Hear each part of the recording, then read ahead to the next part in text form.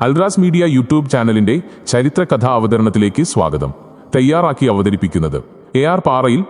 ചരിത്രത്തിന്റെ ഏടുകളിൽ എഴുതപ്പെട്ട ഒരു മഹാസംഭവമാണ് ഈ കഥ. പ്രവാചകർ മുഹമ്മദ് നബി സല്ലല്ലാഹു അലൈഹി വസല്ലം തന്റെ അനുചരന്മാർക്ക് പറഞ്ഞുകൊടുത്ത പൂർവീക ചരിത്രം. കണ്ണുകളെ ഈറ നനയിക്കുന്നതും ഈമാനിനെ തൊട്ടുണർത്തുന്നതും പരീക്ഷണങ്ങളും ആശങ്കകളും നിറഞ്ഞതും ഈമാനികാവേശം നൽകുന്നതുമായ ചരിത്രകഥ പറയാം.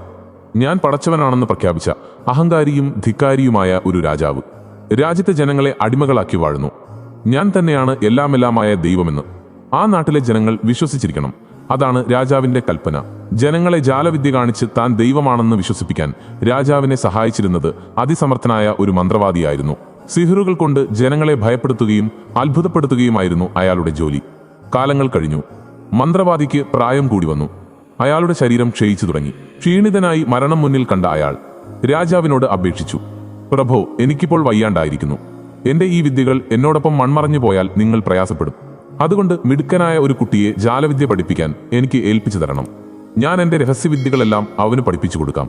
ഇത് കേട്ട രാജാവ് ഒട്ടും വൈകാതെ തന്നെ നഗരത്തിലെ ഏറ്റവും ബുദ്ധിയും ഐശ്വര്യവുമുള്ള ഒരു കുട്ടിയെ കണ്ടെത്തി മന്ത്രവാദിയെ ഏൽപ്പിച്ചു. കുട്ടി മന്ത്രവാദിയുടെ സമീപം വന്ന് പഠിക്കാൻ തുടങ്ങി. അങ്ങനെ നാളുകൾ കഴിഞ്ഞു. ഇന്നും മന്ത്രവിദ്യ പഠിക്കാൻ പോകുന്ന കുട്ടി കൊട്ടാരത്തിലേക്കും തിരിച്ച് വീട്ടിലേക്കും സഞ്ചരിച്ചിരുന്നത് കാടുകളോട് ചേർന്നുള്ള മനോഹരമായ ഒരു പാതയിലൂടെയാണ്. പച്ചപ്പും തണലുമുള്ള ശാന്തമായ ആ വഴിയരികിൽ പ്രാർത്ഥനയിൽ മുഴുകിയിരിക്കുന്ന പുണ്യാത്മാവിനെ കാണുന്നത് പതിവായിരുന്നു. കുട്ടിയുടെ ശ്രദ്ധ ഈ പുണ്യാത്മാവിൽ പതിഞ്ഞു. ആ വയോധികനായ പുണ്യാത്മാവ് ഏകനായ അള്ളാഹുവിനെ മാത്രം ആരാധിക്കുന്നതും കുട്ടി ശ്രദ്ധാപൂർവം വീക്ഷിച്ചു. ഒരു ദിവസം കൗതുകത്തിന് അദ്ദേഹത്തിന്റെ സമീപത്തേക്ക് പോയി ആദരവോടെ അദ്ദേഹത്തെ ശ്രദ്ധിച്ചു. അദ്ദേഹം അള്ളാഹുവിന്റെ കാരുണ്യത്തെക്കുറിച്ച് സംസാരിക്കുമ്പോൾ കുട്ടിയുടെ മനസ്സിൽ എന്തെന്നില്ലാത്ത കൗതുകവും ആശ്ചര്യവും സന്തോഷവും അനുഭവപ്പെട്ടു. എന്നും ആ ഗുരുവിന്റെ സാന്നിധ്യം കുട്ടി ആഗ്രഹിച്ചു. പതിവായി അവിടെ ഇരിക്കാൻ തുടങ്ങി. ഇതുമൂലം മന്ത്രവാദിയുടെ അടുത്തെത്താൻ കുട്ടി വൈകും. ദേഷ്യം വന്ന മന്ത്രവാദി കുട്ടിയെ ഉപദ്രവിക്കുന്നത് പതിവായിരുന്നു. വീട്ടിലേക്ക് തിരിച്ചു പോകുമ്പോഴും പുണ്യാത്മാവിന്റെ സവിധത്തിലിരിക്കുന്നത് കുട്ടി ശീലമാക്കി. അങ്ങനെ വീട്ടിൽ വൈകിയെത്തുന്നത് കാരണം വീട്ടുകാരും വഴക്ക് പറഞ്ഞു തുടങ്ങി. ആത്മീയ ഗുരുവിനോട് കുട്ടി തന്റെ അവസ്ഥ പറഞ്ഞു. അദ്ദേഹം സമാധാനിപ്പിച്ചു. മോനെ, മന്ത്രവാദി ചോദിച്ചാൽ വീട്ടിൽ നിന്നും പുറപ്പെടാൻ വൈകി എന്ന് പറയണം. വീട്ടുകാർ ചോദിച്ചാൽ മന്ത്രവാദിയുടെ അടുത്തു നിന്നും വരാൻ താമസിച്ചു എന്നും പറയുക. അങ്ങനെ ആ ബാലൻ തന്റെ ആത്മീയ പഠനവും മന്ത്രവാദ പഠനവും മുടങ്ങാതെ കൊണ്ടുപോയി. നാളുകൾ പിന്നിട്ടു. ഒരു ദിവസം കുട്ടി മന്ത്രവാദിയുടെ അടുത്തേക്ക് നടന്നു വരുമ്പോൾ വഴിയിൽ വലിയൊരാൾക്കൂട്ടം. ആളുകൾ ഭയന്ന് വിറങ്ങലിച്ചു നിൽക്കുകയാണ്. കുട്ടി നോക്കിയപ്പോൾ പേടിപ്പെടുത്തുന്ന ഒരു വലിയ മൃഗം വഴിയിൽ തടസ്സമായി നിൽക്കുന്നു. അതിന്റെ രൂപം കണ്ടാൽ തന്നെ ആരും പേടിച്ചു പോകും. അത്രയ്ക്കും വികൃതമാണ്. കൂർത്ത പല്ലുകളും മൂർച്ചയുള്ള നഖങ്ങൾ വിടർത്തി പിടിച്ചിരിക്കുന്നു. അഗ്നി ജ്വലിക്കുന്ന കണ്ണുകളും. എന്തു ചെയ്യും? കുട്ടി ചിന്തിച്ചു. എനിക്ക് സത്യവും അസത്യവും തിരിച്ചറിയാനുള്ള അവസരമാണിത്. ആത്മീയ ഗുരുവായ ആ പുണ്യാത്മാവാണോ, അതോ മന്ത്രവാദം പഠിപ്പിക്കുന്ന മന്ത്രവാദിയാണോ? അള്ളാഹുവിന്റെ അടുക്കൽ സത്യവാൻ എന്ന് തിരിച്ചറിയാനുള്ള മുഹൂർത്തമാണിത്. കുട്ടി നിലത്ത് നിന്ന് ഒരു ചെറിയ കല്ലെടുത്തു. കൈകൾ ആകാശത്തേക്ക് ഉയർത്തി പ്രാർത്ഥിച്ചു.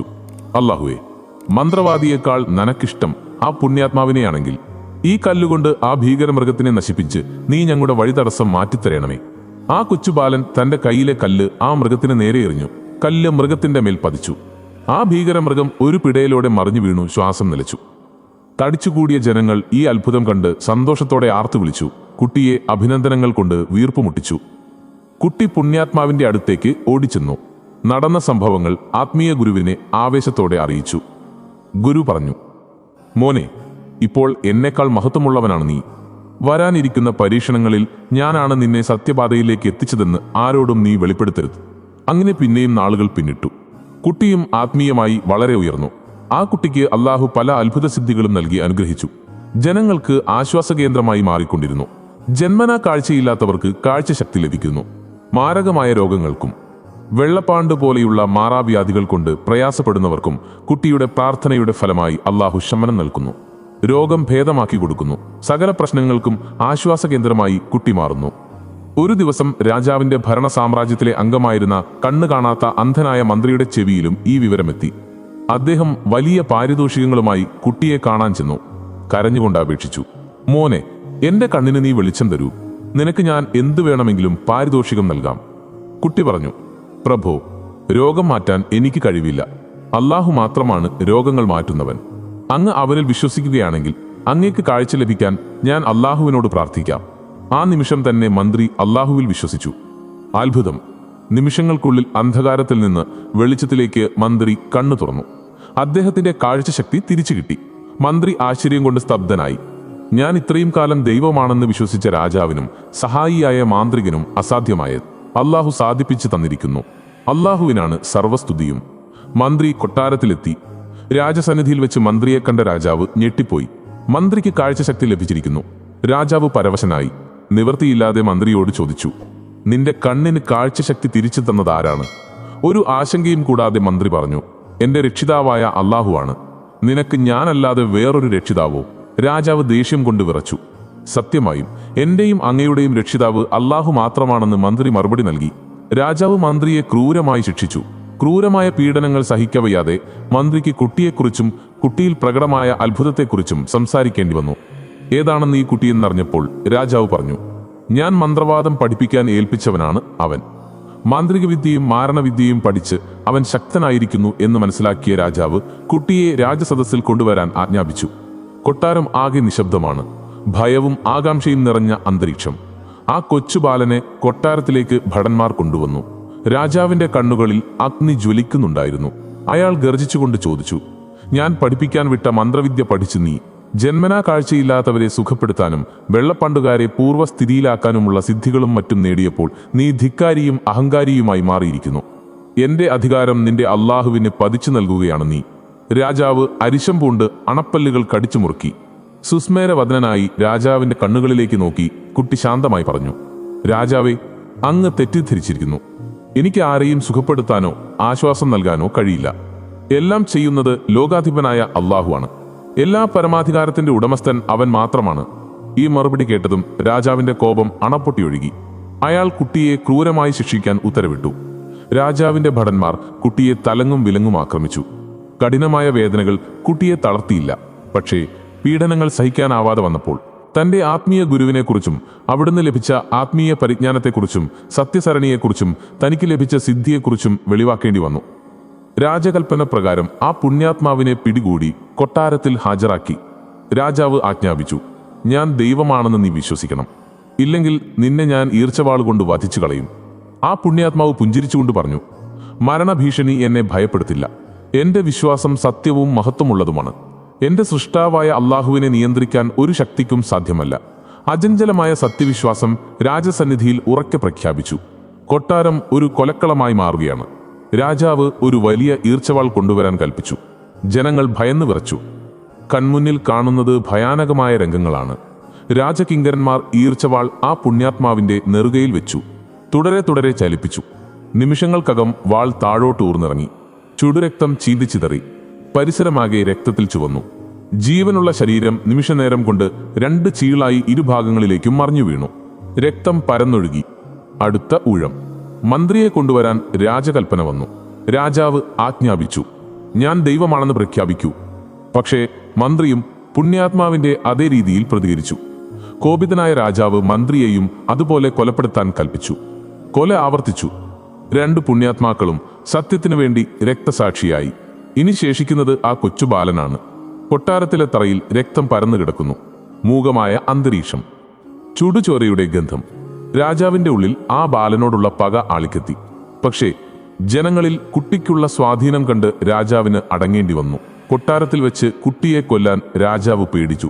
രാജാവ് തന്റെ വിശ്വസ്തരായ ചില പട്ടാളക്കാരെ വിളിച്ച് രഹസ്യമായി ആജ്ഞാപിച്ചു, ഇവനെ നിങ്ങൾ നഗരത്തിന് പുറത്തുള്ള ആ ഉയർന്ന മലയിലേക്ക് കൊണ്ടുപോകണം. അതിന്റെ ഏറ്റവും ഉയരമുള്ള ഭാഗത്ത് എത്തിയാൽ ഇവനോട് ഒരിക്കൽ കൂടി മതം മാറാൻ പറയണം.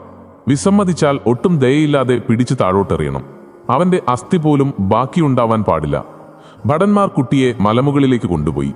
പാറക്കെട്ടുകൾ നിറഞ്ഞ കഠിനമായ വഴിയിലൂടെ ആ കുട്ടി നടന്നു. മലയുടെ മുകളിലെ ഏറ്റവും ഉയരം കൂടിയ ഭാഗത്ത് എത്തി.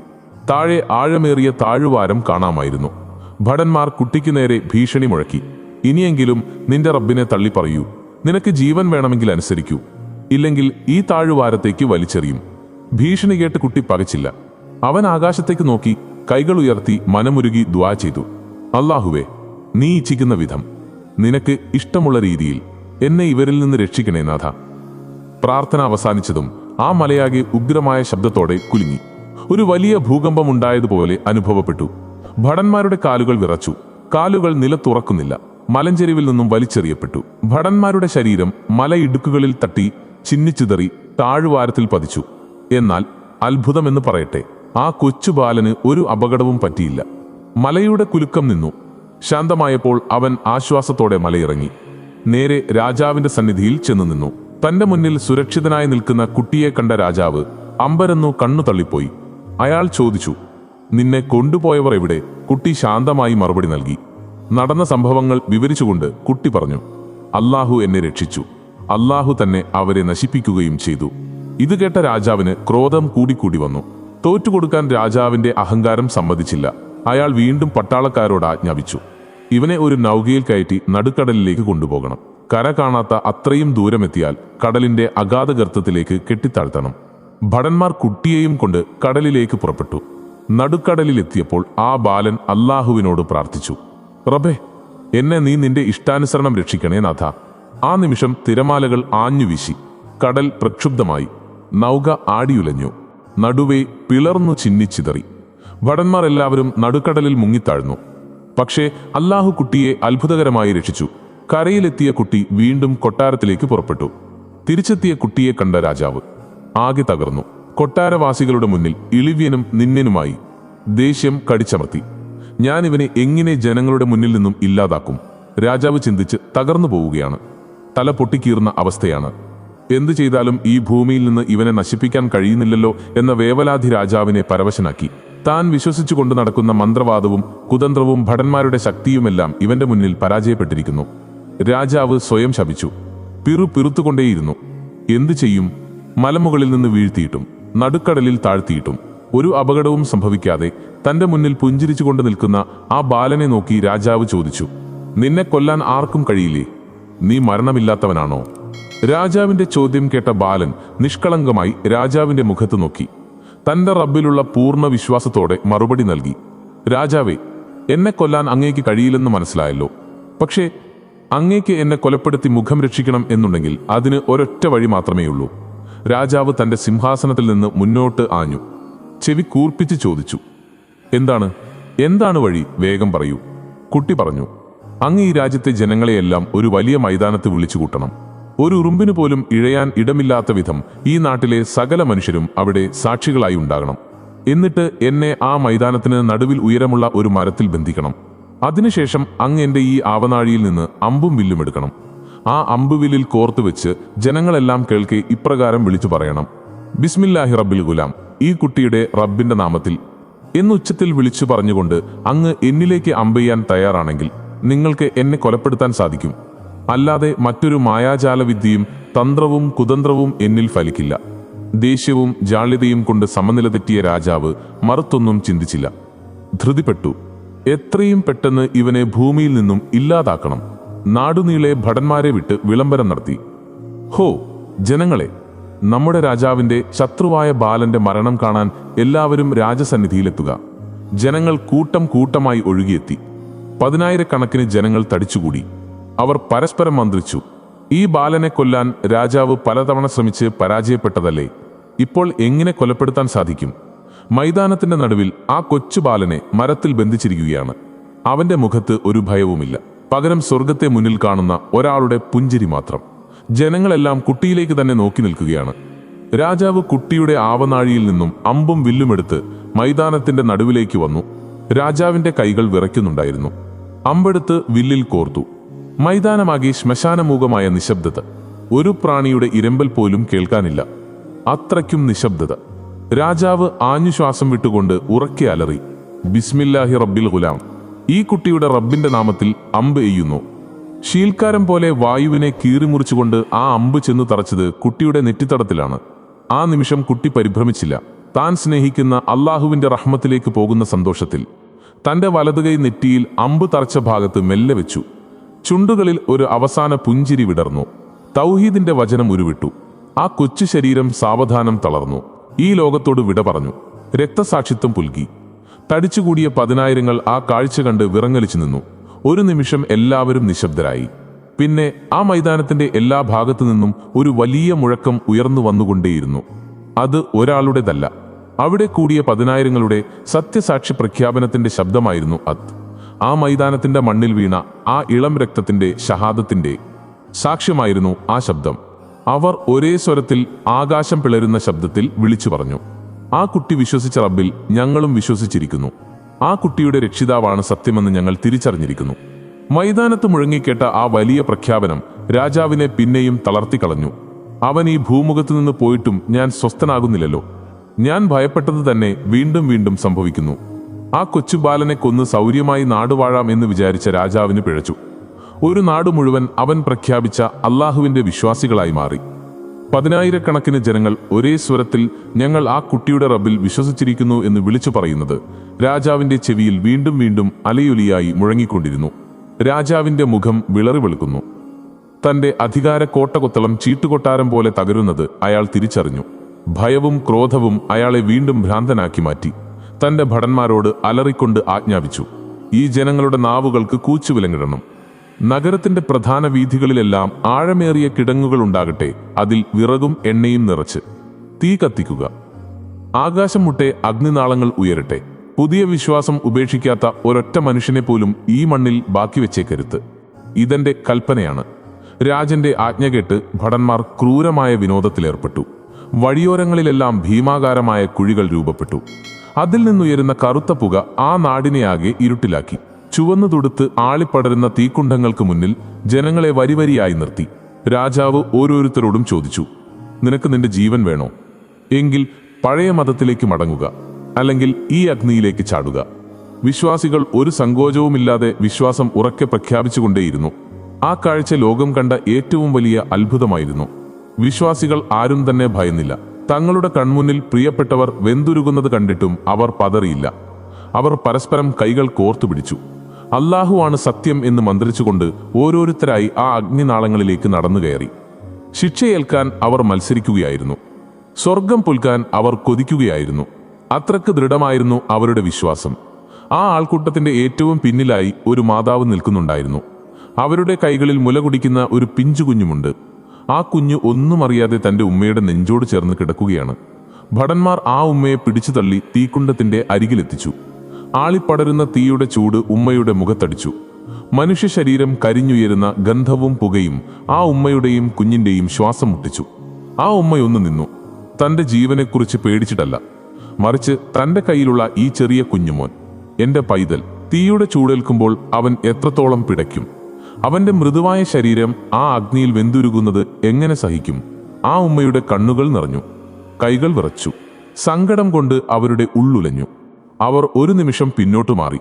മതം മാറിയാലോ എന്ന ചിന്ത ഉമ്മാന്റെ മനസ്സിൽ മിന്നിമറഞ്ഞ നിമിഷം അത്ഭുതം സംഭവിക്കുന്നു. ലോകത്തെ വിസ്മയിപ്പിച്ചുകൊണ്ട് ആ ചെറിയ കുഞ്ഞു പൈതൽ സംസാരിക്കുന്നു. ആ പിഞ്ചു പൈതൽ തന്റെ ഉമ്മയുടെ മുഖത്തേക്ക് നോക്കി ഇപ്രകാരം പറഞ്ഞു, എന്റെ പ്രിയപ്പെട്ട ഉമ്മ, എന്നെ ഓർത്ത് സങ്കടപ്പെടേണ്ട, ഒട്ടും മടിക്കേണ്ടതില്ല.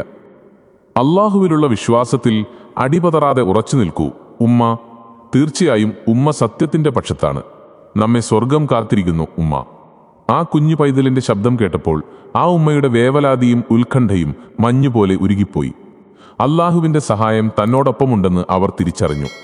ആ ഉമ്മ തന്റെ പൊന്നു പൈതലിനെ മാറോട് ചേർത്ത് പിടിച്ചു. ഒരു പുഞ്ചിരിയോടെ, വിശ്വാസത്തിന്റെ കരുത്തോടെ ആ തീനാളാഗ്നിയിലേക്ക് നടന്നു. ആ പിഞ്ചു പൈതലും മാതാവും അള്ളാഹുവിന്റെ മാർഗത്തിൽ ഷഹീദായി. സ്വർഗം പൂണ്ടു. പ്രിയപ്പെട്ടവരെ, സത്യത്തിനു വേണ്ടി നിലകൊള്ളുന്നവർക്ക് ഈ കഥ എന്നും ഊർജമാണ്. പരീക്ഷണങ്ങൾ വിജയികളുടെ അടയാളമാണ്. ഈ ചരിത്രകഥ നിങ്ങളുടെ വേണ്ടപ്പെട്ടവർക്ക് ഷെയർ ചെയ്ത് നിങ്ങളുടെ വിലപ്പെട്ട അഭിപ്രായങ്ങളും നിർദ്ദേശങ്ങളും രേഖപ്പെടുത്തുക. നിങ്ങളുടെ ഇഷ്ടാനുസരണം ലൈക്കുകളും അൺലൈക്കുകളും തിരഞ്ഞെടുക്കുക. ഇത്തരം ചരിത്ര കഥകളും മറ്റും ലഭിക്കുന്നതിനു വേണ്ടി ഈ ചാനൽ സബ്സ്ക്രൈബ് ചെയ്ത് ഓൾ ബെൽ ഐക്കൺ ഇനേബിൾ ചെയ്യുക.